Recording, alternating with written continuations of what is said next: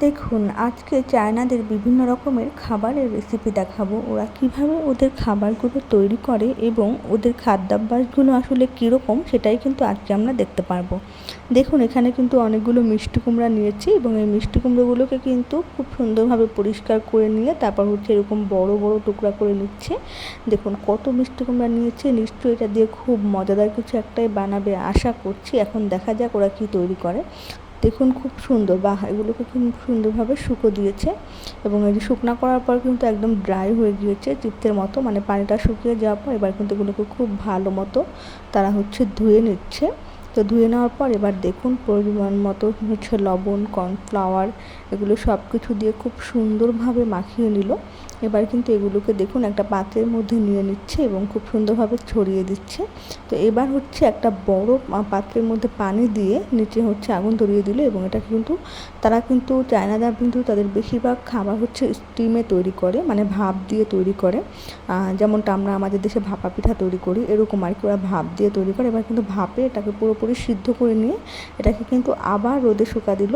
তারপর দেখুন কি সুন্দর, মানে এটা কিন্তু একটা মানে বলা যায় মিষ্টি কুমড়ার সত্ত্ব। আমরা যেমন আম সত্ত্ব তৈরি করি, ওরা মিষ্টি কুমড়ার সত্ত্ব তৈরি করলো এবং এটা কিন্তু খেতেও খুব মজা লাগবে আশা করি।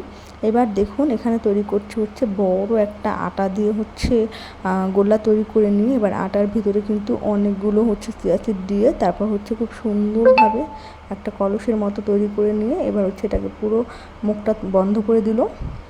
এবার দেখুন এটাকে দিয়ে যে কী তৈরি করবে, দেখুন খুব সুন্দরভাবে লম্বা লম্বা করে টেনে টেনে জিনিসটাকে সরু করছে এবং এটার ভিতরে যেটা দিয়েছিল সেটা কিন্তু খুব সুন্দরভাবে এটার ভিতরে চলে এসেছে। দেখুন এবার কিন্তু শুধু লম্বা লম্বা করে পিস পিস করে কেটে নিল। বাহ, কি সুন্দর, হ্যাঁ, মজাদার একটা খাবার তৈরি করে ফেললো, বাহ, দারুণ।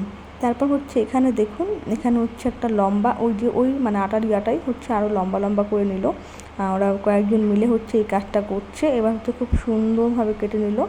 দেখুন এবার কী করবে, একটা ঝুড়ির মধ্যে নিয়ে আবার ছোট ছোট টুকরা করে নিত।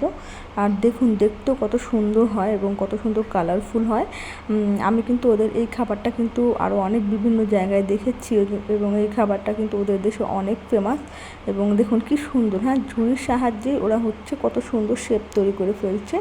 আর দেখতেও কিন্তু একদম অনেক সুন্দর লাগছে। দেখুন কত সুন্দর রং হয়েছে, কত সুন্দর ডিজাইন হয়েছে। দেখুন, বাহ, খুব সুন্দর, মনে হচ্ছে একদম গোল্ডেন একটা ফল। এই যে দেখুন ওরা কিন্তু খায়। আসলে এটা কিন্তু আমাদের দেশে যেটা আমরা বলি কটকরি টাইপের, যেটা আমরা বলি সাধারণত আমরা ছোটোবেলায় যে কটকটিগুলো খেয়েছি এগুলো কিন্তু সেগুলি। এবার দেখুন এই মহিলাটি কিন্তু ভাত দিয়ে গোল গোল গোলা তৈরি করছে এবং গোলা তৈরি করার পর এগুলোকে আবার স্টিম করলো। স্টিম করে তারপর আবার একটু